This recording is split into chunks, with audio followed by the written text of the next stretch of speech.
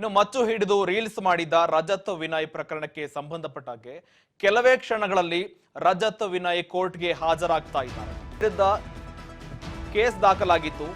Case ದಾಖಲಾಗಿ ವಿಚಾರಣೆಗೆ ಕರೆದಿದ್ರು. ವಿಚಾರಣೆ ಕರೆದ ಬಳಿಕ ಮತ್ತೊಮ್ಮೆ ಅವರಿಗೆ ರಿಲೀಸ್ ಮಾಡಿದ್ರು. ಬಳಿಕ ಅದಕ್ಕೆ ಸಂಬಂಧಪಟ್ಟಿದ್ದ ಯಾವ ಮಚ್ಚನ್ನ ಬಳಕೆ ಮಾಡಿದ್ರಿ ಅದನ್ನ ವಶಪಡಿಸಿಕೊಳ್ಳುವಲ್ಲಿ ಕೂಡ ಪೊಲೀಸರು ಮುಂದಾಗ್ತಾರೆ. ಆದ್ರೆ ಅದು ಮಚ್ಚು ಸಿಗೋದಿಲ್ಲ. ಜೊತೆಗೆ ಇನ್ನಿತರ ಕಾರಣಗಳಿಂದ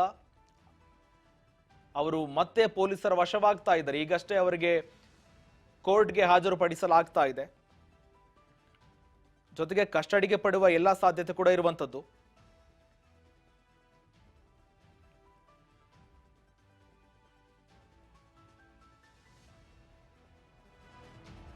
ಒಂದು ರೀಲ್ಸ್ ಮಾಡಿದ್ರು. ಆ ರೀಲ್ಸ್ ನಲ್ಲಿ ಡಿ ಬಾಸ್ ಎನ್ನುವ ದರ್ಶನ್ ಎನ್ನುವ ಜೊತೆಗೆ ಬರಹಗಳನ್ನ ಬರೆದುಬಿಟ್ಟು ಜೊತೆಗೆ ರೀಲ್ಸ್ ಮಾಡಿದ್ರು. ಅದ್ಯಾವುದಕ್ಕೂ ಪೊಲೀಸರ ಆಕ್ಷೇಪ ಇಲ್ಲ.